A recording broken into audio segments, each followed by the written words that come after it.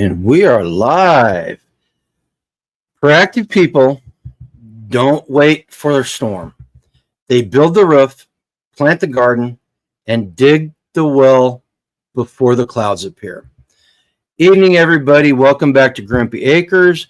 We are going into the 6th video in our Preparedness Continuum video series. And tonight we're going to talk about a mindset shift, one that moves beyond prepping and into something deeper, something more sustainable.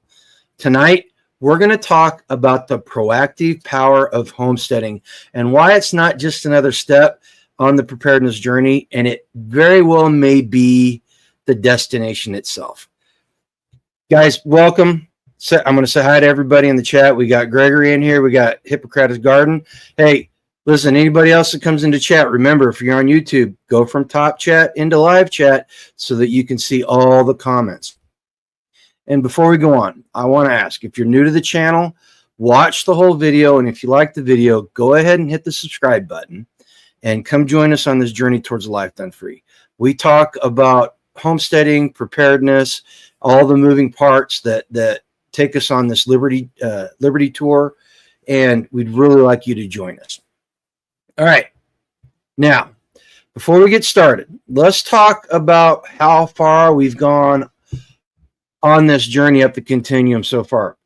So we started out with the prepper. The prepper is reactive. Then we've got the prepsteader. That's when you move from thinking solely of short-term preparedness and you start thinking about long-term preparedness. And that's the transitional phase. Now, tonight we're going to talk about the homesteader. And the homesteader is their proactive part of preparedness. Now, each step represents a mindset shift. From reacting to the world to shaping your life, regardless of it. Preppers stock up because they expect disasters. Homesteaders build a life where disaster matters less. They're not just preparing for the next crisis, they're building a life where those crises lose power. I've got this thing when it comes to preparedness.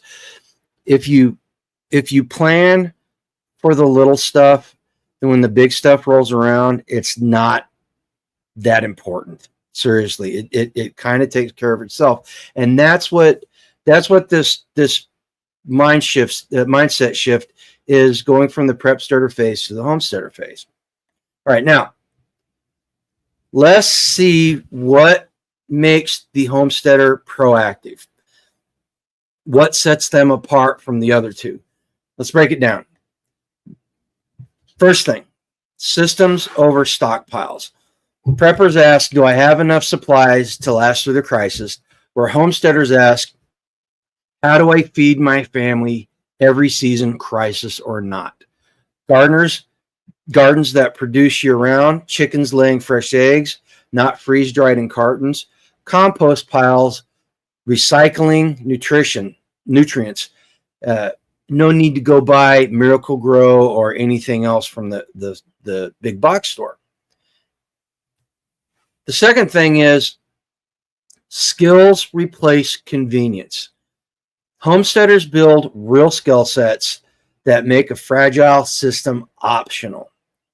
Canning, fermenting, sourdough baking, cheese making, butchering and preserving meat, carpentry skills, plumbing fixes, tools, repairs. All this stuff goes into taking it from a hobby into an act of independence. That's when we truly start gaining independence, when we start learning these skills and we start applying them in a practical matter every day. And I'm here to tell you guys, the comment that I made just a minute ago about systems, convenience, it being skills over convenience, that's true. It is a lot more inconvenient to fix something and have to go get parts to fix it and fix it yourself, have them on stock, than it is just to have somebody else do it for you. But these are the things that we need if we don't want to have to rely on the system. All right. The next thing, and this is the big one, lifestyle over lifestyle branding. This isn't about flex for social media. It's about living by natural rhythms, plant, harvest, preserve, rest, letting go of instant comfort, building a life that's slower, deeper, and more rooted. Proactive means choosing your struggle. Would you rather dig and plant today or go hungry tomorrow? You know, it's one of the things the homesteading content creators on YouTube. There are a lot of them where it is a lifestyle, but on the flip side of that coin, there's a lot of them that present a false picture of their lifestyle. And if you watch them for any length of time, you'll be able to tell the difference. You'll be able to tell who's actually doing it and who's doing it more for social media clout and trying to make money off of it. And the really big ones, I'm not going to name any names, but when you watch them, you know exactly who they are. Okay, the next thing, the last thing in this category is what makes a difference is cyclical resilience. Nature works in cycles, and so do homesteaders. Again, you grow, you harvest, you preserve, and you replant. Water is collected, then you filter it, and then it's returned through the garden or through a gray water line or even through your animals. It's returned. Waste becomes compost, not trash. And that's probably one of the biggest hurdles that a lot of homesteaders go through is reducing the amount of non-combustible or compostable trash. I'm telling you right now, for the last 3.5 years, it's been a very hard struggle. This is resilience that renews itself. It doesn't need to be rebuilt every time the world wobbles. How many people do you know that every time something gets slightly out of whack, they run to the store, or they're preppers and they prep really hard for some expected event, and then after that event's over or it hasn't happened, they quit prepping and they take their foot off the pedal. And I've known people that given their stuff away. They've had to start all over again. All right, so I want to take a short break here. And I want to try to pay some bills, see if I can give you guys some good deals. I want to remind you, foodforestnursery.com. You can use the QR code right there on the sidebar to go to their site.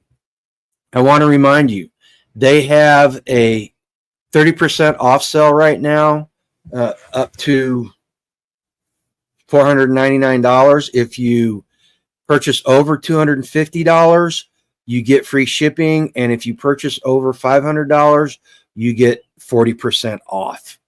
And it's a great deal. They give you bare root stock at a good price. They've got a great guarantee that they will live up to. And we highly recommend it. The next thing I want to remind you of is Jace Medical still has $1 ivermectin additions to the Jace case. The discount on the case itself has gone away, but they still got the $1 ivermectin add-on for those Jace cases. We highly recommend it, not only for the antibiotics, but also if you need long-term meds. All right, now let's get back to the show. Randy, I'm doing great. I hope you're doing great too. Okay, now let's contrast preppers versus homesteaders again. Let's do a little side-by-side comparison. All right, let's just to reiterate what's going on at the homestead level. So let's talk about the aspect of focus. Preppers are reactive, and it's an event-based focus, whereas homesteaders are proactive and they become system based. Now, as I'm comparing these two, don't think that I'm saying one is better than the other.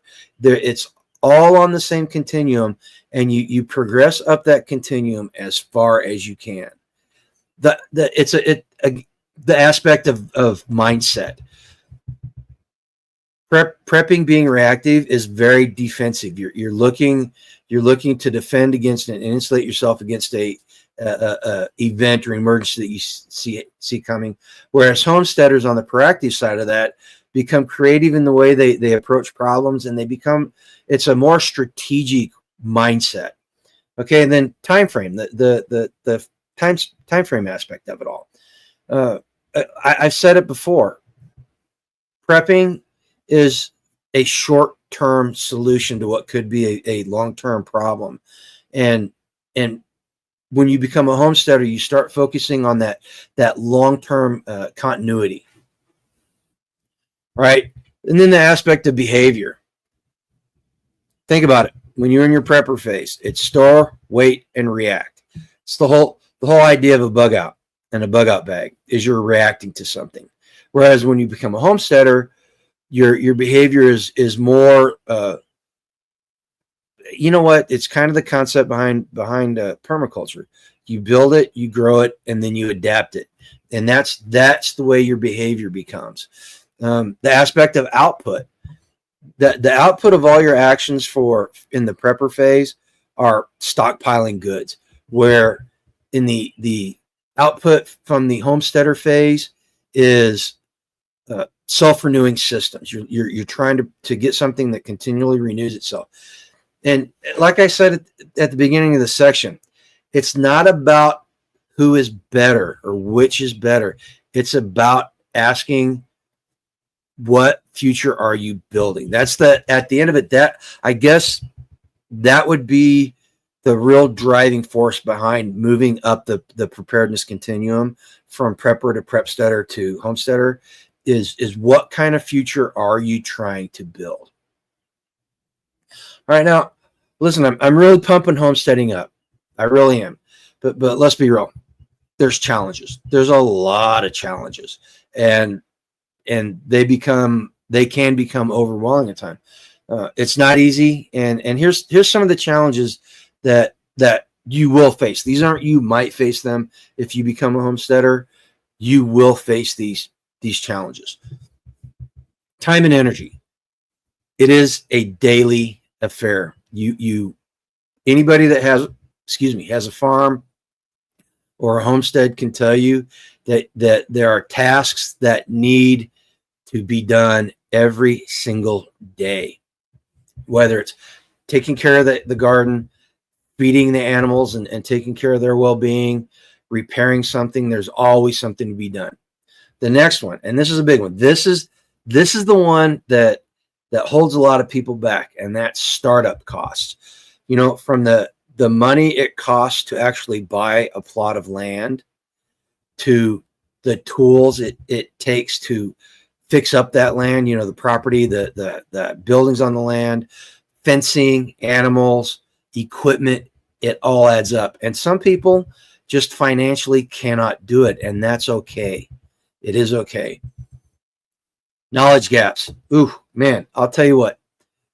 When we made the change from prepper to prepsteader, and then we decided to make the next step into homesteading at the old place, I was amazed at how much I didn't know, and how little I knew about what I thought a lot about. You're going to make mistakes. And we've got a saying around here at Grumpy Acres, it's at least we're not starving. When the garden fails, at least we're not starving and we're not depending on it. If the goats get out and get into the apple trees and stunt their growth for another year, at least we're not starving. And that's the type of attitude that you have to take. Social pressure. And this is a big one whenever you're starting out. Seriously, it is a big one. Friends and family may not get it. They may not understand why you're giving up the creature comforts that you may have in your suburban home for a rundown Homestead, one that needs to be built. They may question and think you're crazy when you start talking about, I can't go on vacation because I have animals to take care of. Yeah, it's sometimes it's really hard. And that's one of the benefits of finding a community. Speaking of community, if you didn't catch it last night, Tag from Life Done Free and I were on Unique Prepping's live stream last night, and we talked about community. And I think it was a pretty good discussion. I think we went into a lot of good points that people don't think about or may come as a shock to them. So I'll put a link whenever this live is done, and I can go in and edit it. I will put a link on the YouTube video so you can go see that discussion if you didn't watch it last night. Here's the thing.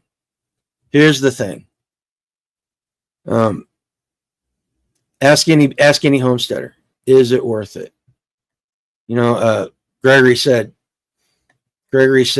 as boring as it seems at times, there is a routine.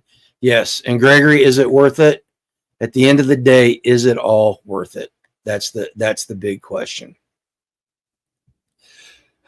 Everybody I know will say yes if you ask them that question. Two big things. Two reasons why it's worth it. The first one is, once you become in tune with your property and the animals and everything, it's very grounding. In fact, it's so grounding that you got people like Billy Bond from Permapasture Homestead or Permapasture Farm telling you to take your socks off, take your shoes and socks off, and walk around barefoot and become truly physically grounded with the property. And the other reason is because it gives you a certain amount of freedom, and that having that freedom, when you combine it with morals and ethics, becomes true liberty. Yeah, I'm seeing Randy Pitts, half bubble off plum. To me, yes, it's worth it. Definitely worth it. Absolutely. Now, here's if you identify yourself as a prep steader and you're in this prep steading phase, and you're not quite sure if you're transitioning or if you're ready to transition, you may have already started transitioning and not even know it. That's what happened to me. So here's some tip-offs that you may be already on the journey as a homesteader. Number one, you think in seasons, not weekends. You don't think, oh, what can I get done this next weekend? You start thinking, what can I do during this season? The springtime is for planting and growing, and summer, harvesting and repairing stuff. Fall, again, harvesting and prepping for the winter. And then the winter is time to, I use it to regenerate. I use it to regenerate a lot, but I still get a lot done. The next thing is you buy tools to use, not stockpile. This is a big one. One of the biggest complaints that seasoned preppers have of the non-seasoned preppers is that they buy all sorts of equipment, tools, and they don't use them. They stockpile them, and they expect that whenever an emergency happens, they're just going to break this stuff out and they're immediately going to know how to use it. It doesn't work like that, guys. Seriously. When you buy tools, you use them, you practice with them. And it's very important. Excuse me. Next one, you start preferring seeds to boxes. That means you start preferring freshly grown food from your garden rather than stuff that comes in bags and boxes. The next one, along the same lines, is you start preferring livestock over labels. You know, we have jokingly say that our preps have hoofs, fur, feathers, and beaks. Those are our preps. Instead of bags and boxes, that's what they've got. The next one, and this is a big one. This is probably the biggest tip off. You've learned that true abundance is grown, not bought. I'll tell you what. One of the best things I did the first summer we moved, the first summer after we moved in here, and I did a little short on it to kind of toot my own horn. We had the cafe chair and table set up out there in the kitchen garden outside the front door. And I was able to lean back and pick lettuce and put it on my sandwich that I was eating for lunch straight out of the garden. That was so awesome. And that's when it dawns on you that this is how it's supposed to be done. You know, homesteading isn't about prepping harder. It's about preparing less because you're already living with the solution. And that's what it is. That's all homesteading is. It's just like prepping's a solution to a problem. Homesteading's a solution to a problem. And that's that every step along the preparedness continuum journey is living a solution of some sort. Okay, now here I want to ask the chat some questions, and I'll take my time and I'll ask the question, and then I'll give my answer, and I'll let you guys answer it in chat. Okay. So let's reflect a little bit. What would your life look like if the grocery store closed for a month, 4 weeks, 1 month? What would your life be like? Now, around here, yeah, we might run out of some unnecessary staples, but the stuff that you need to survive those 4 weeks, we have them on hand, and we keep them stocked up, you know, and what we can't make or produce here on the property, we do stockpile it because we don't want to have to run to the store every 3 days. You know, in Europe, they go to the store almost every single day. If you live in a big city, a lot of people go to the store once every 2 or 3 days. You know, and in the perfect homesteading world, you're going to the store once a month. You know, if you live far enough off the beaten track, that's all you want to go because it may be 50, 60 miles away. Randy says he's good all around pretty much. Mississippi homestead journey. I'm getting tomatoes, cucumbers, and peppers so far. Yeah, we're not quite there yet. We had a little bit later start. Randy says extras that I have, you know. So yeah, so what would your life look like if the grocery store went away tomorrow for a month, just a month? Okay, next question. What systems could you start today that would still work 10 years from now? Ooh, that's a tough one.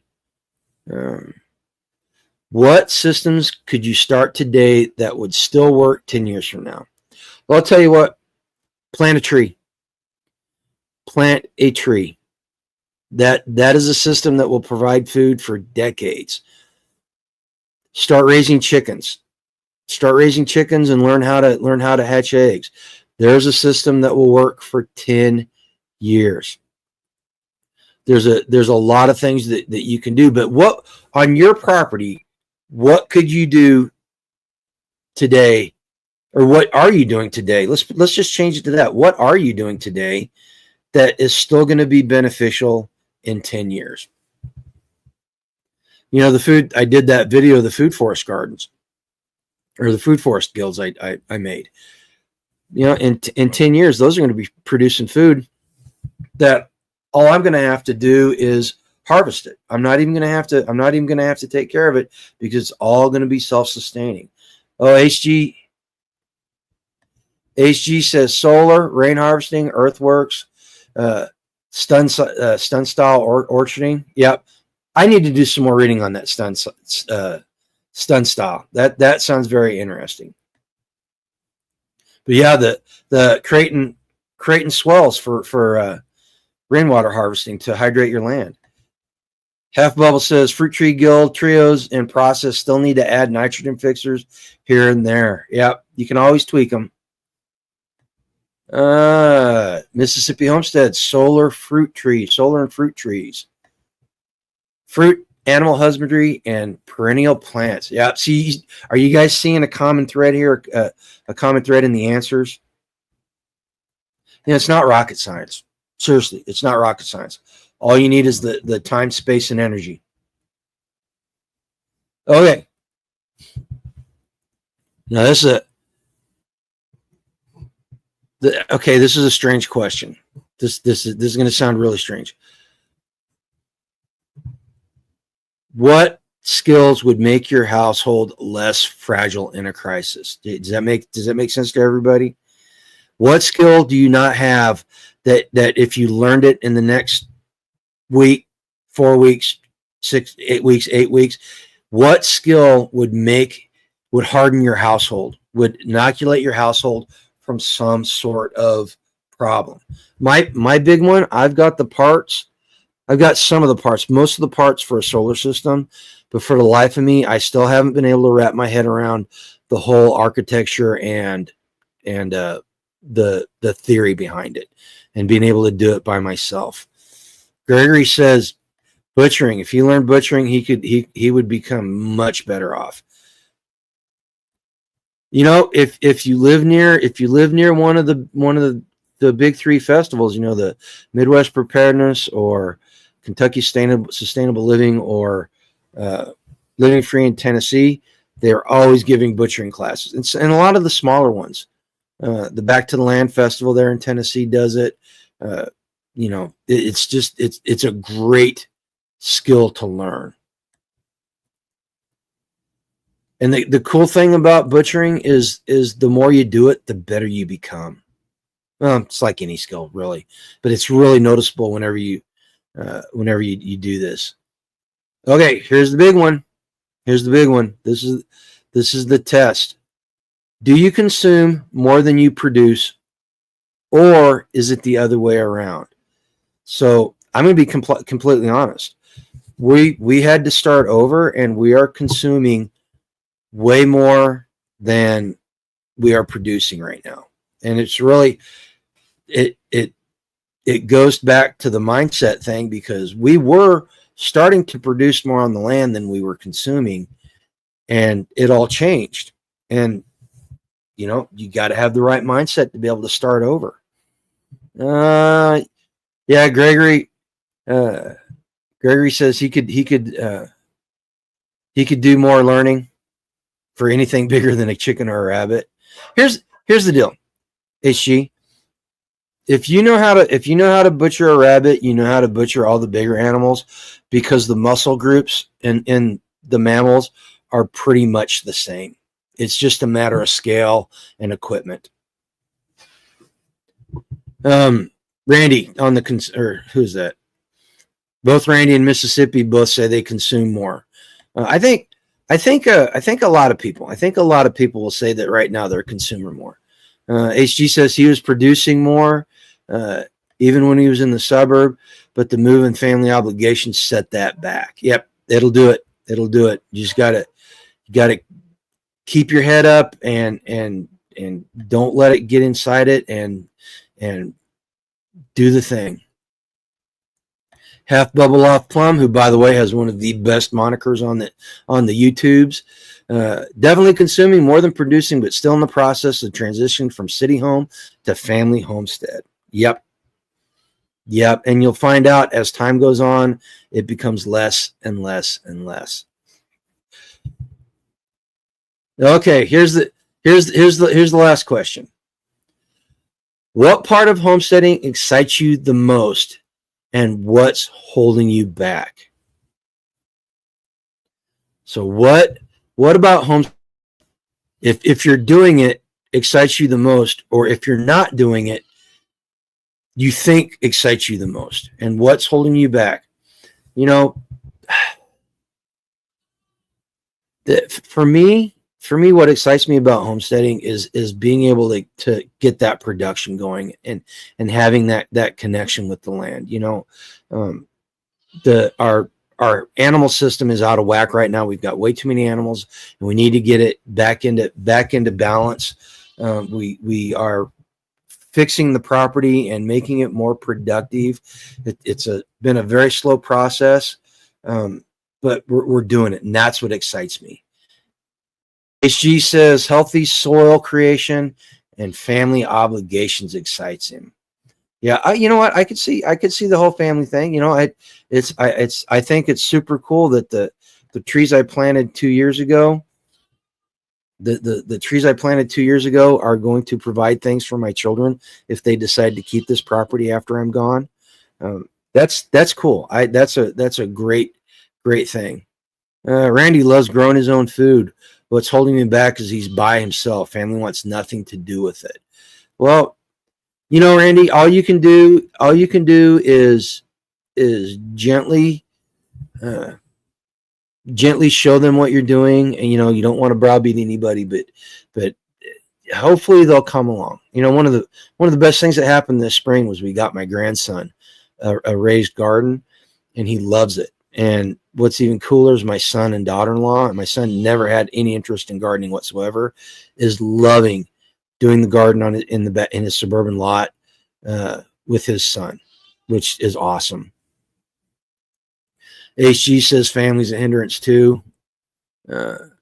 Spring growing season and calves age hinders. Oh, absolutely. You cannot do quite as much as you used to be able to do, and it takes a lot longer to recover, doesn't it, Gregory?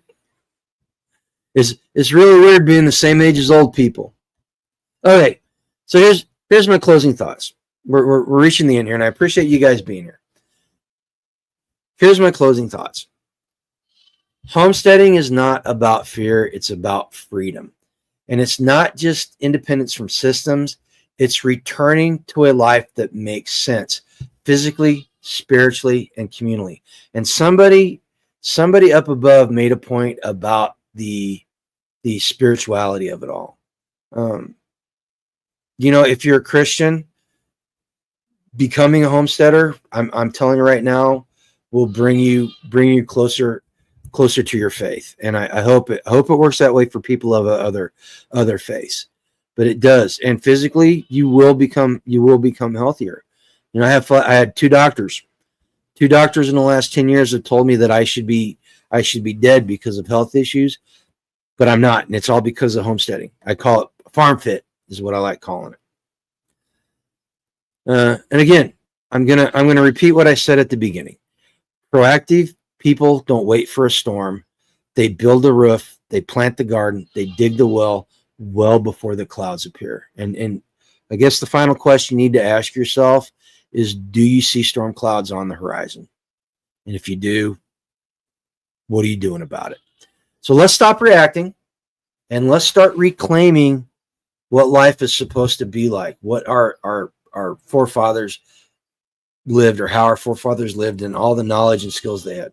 All right, guys. Thank you for being here.